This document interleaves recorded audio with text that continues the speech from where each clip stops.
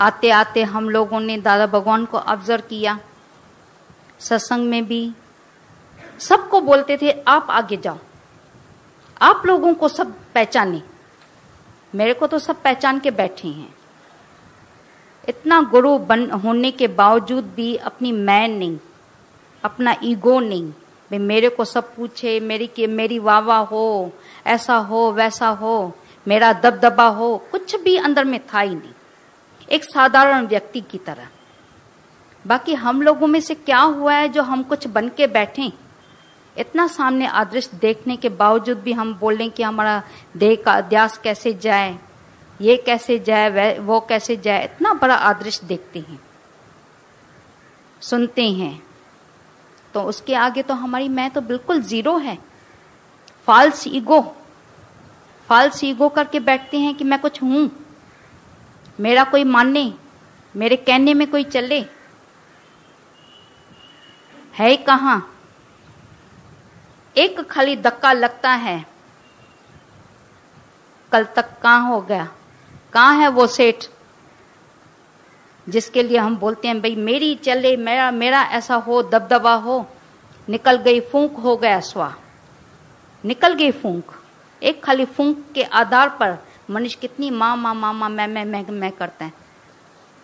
कभी हमेशा सुनते हैं ना, जैसे टेलीफोन उठाते हैं कितनी मैं करते हैं, ज्ञान कितना बोलते हैं, मैं कितनी करते हैं।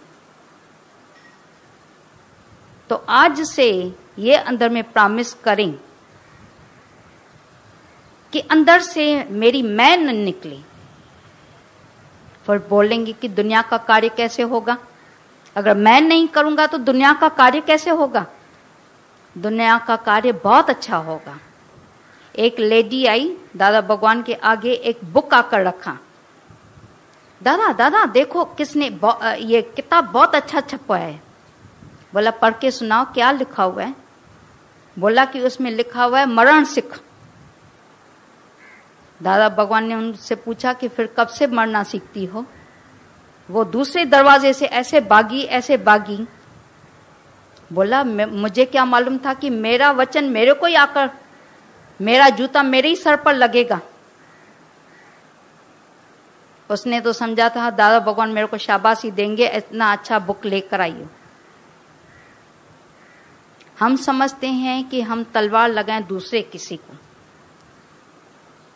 नहीं, वो तलवार अगर अपने को लगाते जाएंगे, वचनों रूपी तलवार अपने को लगाते जाएंगे, तो हमारी जीवन सुंदर बनती जाएगी। जितना जितना ईगो लेस होते जाएंगे, मैं हूं ही नहीं तो मेरे बच्चे कहां से आए। और आप लोगों को मालूम होगा कितने कितने बड़े बड़े शाहूकार लोग भी अपने बच्चों की इतनी चिंता करते हैं। एक लेडी ने मेरे को फोन किया था, भाई मेरी लड़की 35 इयर्स की हो गई है, अभी तक उसकी शादी नहीं हो रही है। आपके सत्संग में इतने लोग आते हैं, इतने लोगों से आपकी पहचान है, कोई कल्याण का ही लड़का मिले वही लेकर दो। है तू करोड़ापति और तू बोलती है मेरे को कल्याण का भी लड़का मिले चलेगा। तुमने अपने प्रारब्ध पर विश्वास नहीं रखा है। बोला विश्वास नहीं आता है, इस बात के लिए विश्वास नहीं आता है। लड़की को जैसे जैसे मैं देखती हूँ बड़ी होते हुए, तो अंदर का विश्वास डगमगा गया। अचानक जापान से एक लड़का आया, वो आकर बोलने लगा कि मेरे को आपकी लड़की चाहिए। उसको लेकर गया जापान में। वो इतना खुश है, बाल बच्चों वाली हो गई है।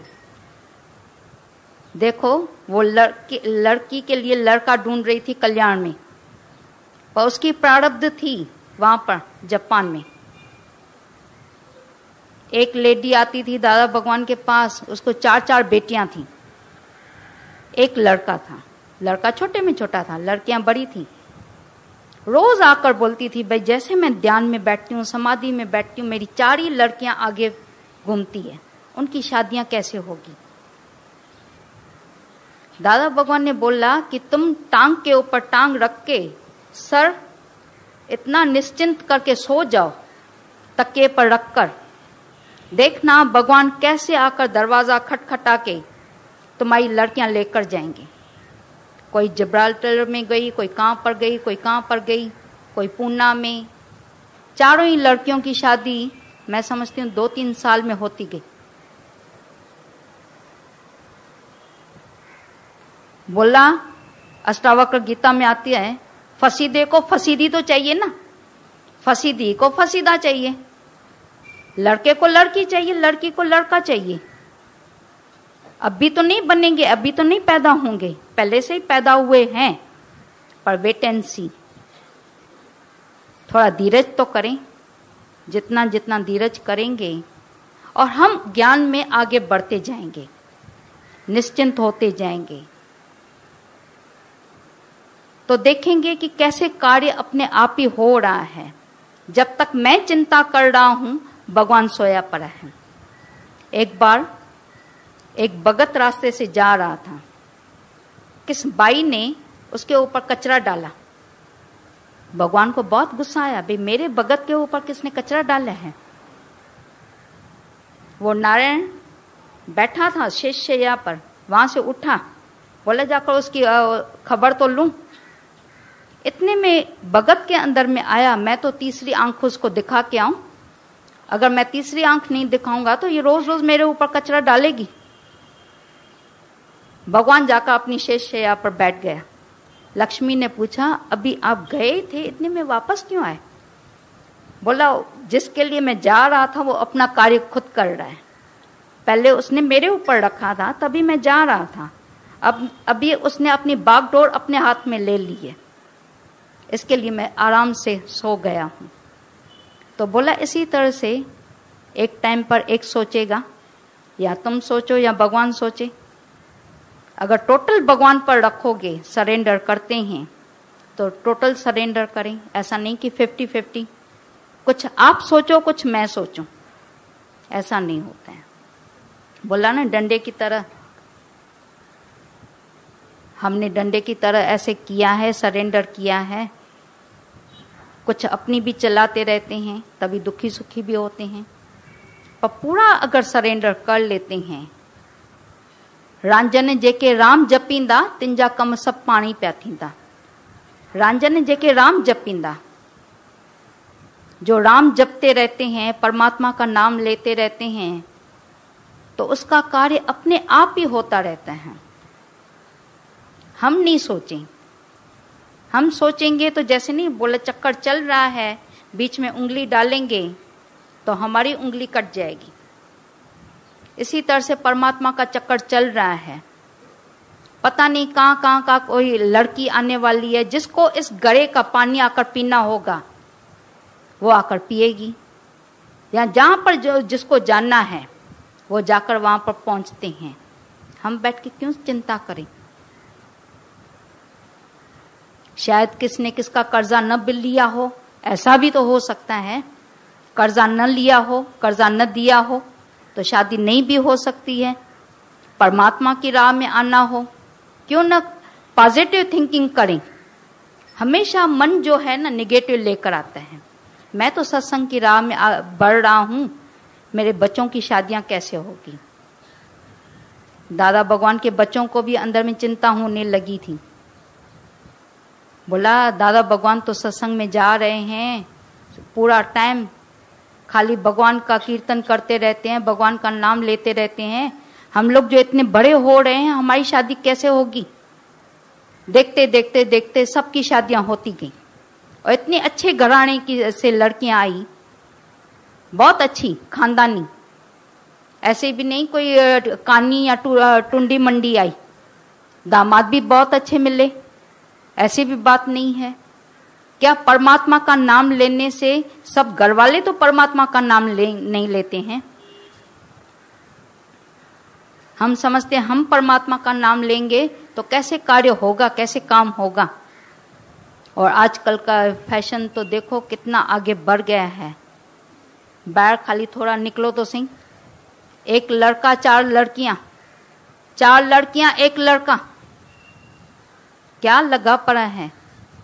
उनके लिए बैठ के हम सोचते रहते हैं कि कैसा होगा क्या होगा। जहां पर जिसको है, बोला ना, जहां पर जिसको सुख मिलता है वो अपना सुख लेकर आते हैं। हम लोग बीच में इंटरफेयर करते हैं उनके, और देखना कोई ना कोई लड़की लेकर आएंगे या कोई लड़का लेकर आएंगे, आकर तुम्हारे सामने रखेंगे कि हमारे को इससे शादी करा लेना। हमारा भी काम है दूध में शक्कर डालना, पर हमारी अंदर में मर्जी होती है कि नहीं, मैं जो लड़की के लिए चाहती हूँ ना वैसा होना चाहिए, तो हमारी मर्जी चलती है। कभी भी बड़ों की मर्जी चलती है छोटों के आगे? ये ऑब्जर्व किया है कभी? बड़ों को फिर भी मुड़ के चढ़ना पड़ता है। आजकल की जो दुनिया चल रही है, छोटों को नहीं बड़ों के आगे वो मुड़ना पड़ता है, पर बड़ों को छोटों के आगे मुड़ना पड़ता है, मर के चलना पड़ता है, तभी वो घर जैसे स्वर्ग बनता है। वहां पर अगर कोई टोका तानी करे, बोलेंगे तुम्हारा घर अलग मेरा घर अलग, एडजस्ट करके चलना पड़ता है, मुड़ के मर के चलना पड़ता है, तभी वो घर बनता है। कबीर साहब से पूछा गया, एक जमींदार रास्ते से आ रहा था ट्रेन में सफर करके, तो दूसरा भी लोग बैठा था उसमें, उससे पूछा कि आप कहाँ जा रहे? बोला हम कबीर की काशी में जा रहे। बोला काशी मेरी? जमींदार ने कहा ये कबीर की काशी कहाँ से आ गई? रातों रात में कबीर की काशी हो गई? ये सारा मैं वहां का जमींदार हूं। बोला अगर आपके अंदर में ये शंका है तो आप चल लो, वहां पर चल के देखो। गया वहां पर उनके पीछे पीछे। कबीर साहब ने लोई को कहा, लोई वो बैठ से मट्टी तो लेके आना। मट्टी लेकर आई। हाँ जी हाँ। फिर बोला ये घी का डब्बा जो था ना वो उसमें डाल दो और गूंद लो, जैसे आटा गूंदते हैं ना वैसे गूंद लेना। उसने ना नुक्कड़ कुछ भी नहीं की। ये क्या कर रहे, मट्टी घी इतना महंगा देसी घी और मट्टी में डाल रहा है, कुछ भी नहीं कहा। बोला हाँ जी हाँ। बोला अभी बैर फेंक के आओ। फेंक के आई। बोला अच्छा इसके लिए बोला जाता है कबीर की काशी। उसने कहा, उसने मान लिया। गया जल्दी घर में, रास्ते से घी का डब्बा लेता गया। औरत को बोलने लगा, फलानी फलाने की अम्मा जल्दी आओ इधर, बैर से मट्टी का 5 किलो मट्टी लेकर आओ। बोला पागल हो गया क्या, इतने नौकर तुम्हारे सामने बैठे हैं, मेरे को क्यों मट्टी के लिए बोल रहे? पहले सवाल का जवाब उसने दे दिया। इतने नौकर तुम्हारे सामने बैठे हैं, उनको नहीं बोलते हैं, मेरे को बोलते हैं मट्टी लेके आने के लिए। ऐसे करके करके दुखी होकर मट्टी लेकर आई। बोला घी का डब्बा मैं लाया हूं, वो उसमें डाल। बोला बेवकूफ हो गया, पागल हो गया। बेटों को बुलाया, अरे बेटे अशोक रमेश, आपके जो डैडी है ना पागल हो गए, बोल रहा है कि घी का डब्बा डालो उसमें। सवाल का जवाब करने लगा। बोला मैं कबीर के घर में गया, वहां पर तो कोई सवाल जवाब हुआ ही नहीं। लोई ने तो जैसा उसने कहा था कबीर ने वैसा उसने करना शुरू किया। आप तो सवाल जवाब ये वो कर रहे हैं। लौट के आया कबीर के पास। कबीर आपकी लोई ने तो आपका कहना मान लिया।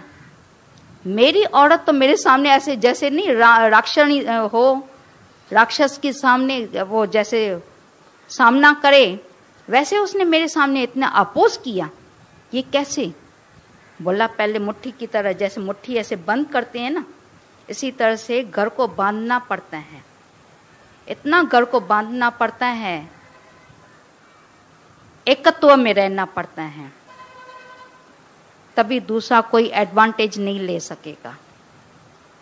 तुमने पहले अपनी औरत को अपने हाथ में बांधा है, अपने बच्चों को हाथ में बांधा है। हाथ में बांधो तो सही, प्रेम में रखो तो सही। उनके प्रेम में आए नहीं हो, उनको अपने प्रेम में बांधा ही नहीं है, जल्दी ऑर्डर कर दिया, कौन ऑर्डर मानेगा? इसी तरह से बोला जब मुट्ठी बंद होती है, एकत्व में रहते हैं, प्रेम में रहते हैं, बाहर का कोई आकर एडवांटेज नहीं लेगा। नहीं तो बोला सलाह देने के लिए तो लोग कितने आ जाएंगे, ऐसा नहीं ऐसा करो, वैसा नहीं वैसा करो। अगर घर को बांधना है, मुट्ठी की तरह बांध के रखना है, तो प्रेम में, प्यार में, एक दूसरे के कहने में अगर चलते हैं तो वो घर जैसे स्वर्ग बन जाता है। एक ने कही, दूजे ने मानी, तो वो घर स्वर्ग बनता है। पर पहले जैसे एंटर करते हैं तो ऐसा लगता है कि हम घर में नहीं, मंदिर में जा रहे हैं। यहाँ पर हम इतने लोग आए हैं, आप लोग पता नहीं किस किस शहर से आए हैं, कोई लखनऊ से, कोई कानपुर से, कोई गांधीधाम से, कोई कहाँ से आए हैं। वर्ण जी काठी सब यहाँ पर आकर जमा हुए हैं। किसका किसके साथ लेना देना है ही नहीं, तो प्रेम प्यार ही हो जाएगा ना। पर थोड़ा सा भी लेना देना हो ना, टक्कर टक्कर हो जाएगी। मनमुटाव हो तो टक्कर टक्कर होगी, ख्याल नहीं मिलते हैं तो टक्कर टक्कर होगी। पर लगता है कि हम थोड़े समय के लिए आए हैं, जैसे धर्मशाला में दिन बिता के चले जाएंगे। इसी तरह से घर में जब रहते हैं तो ऐसा करके रहें कि हम धर्मशाला में ही आए हैं या मंदिर में आए हैं, किसका किसके साथ कोई लेना देना नहीं है, तो वो प्रेम प्यार में वहां पर रहेंगे। पर जब आसक्ति है, अंदर में कुछ न कुछ बन के बैठे हैं, तभी बोला ना, वहां से हमारे को ठोकर लगती रहती है। स्वार्थ रखेंगे तो हमारे को ठोकर भी लगेगी, स्वार्थ है ही नहीं। सेवा करते रहते हैं, इस यहाँ पर आए हैं सब सेवा करने के लिए। जब सेवा लेने का अंदर में भाव आता है ना, मैं सेवा लूं, मैं घर का बड़ा, तभी उसकी कोई सेवा करता ही नहीं। पर जो खुद सेवा करता है उसकी सारी दुनिया आकर सेवा करती है। ये आप ऑब्जर्व करना। और जितना बी नथिंग होते जाएंगे, हमारे दादा भगवान का यही मूल मंत्र था, do nothing and be nothing. Be nothing होकर अगर चलते हैं, और गीता भगवान का देखो माटो कितना अच्छा है, मैं ही तो हूं और मुस्कुराहट, प्रेम का देवता, त्याग की मूर्त। कल भी इतने दिनों से जो बात चल रही है, गीता माने त्याग, त्याग की मूर्त, प्रेम की मूर्त। खाली हम ज्ञान नहीं सुनने आए हैं, वो आदर्श आकर देखते हैं और वैसे बनते जाते हैं। गुरु को देख के आदर्श माना आकर देखो गुरु कैसे रहता है, हम ऐसा रहते हैं। अगर कहाँ पर हमारी मिस्टेक है, उस मिस्टेक को आकर सुधारते जाएं। मिस्टेक अगर सुधर गई तो वही घर देखना कैसे स्वर्ग बनता जाए।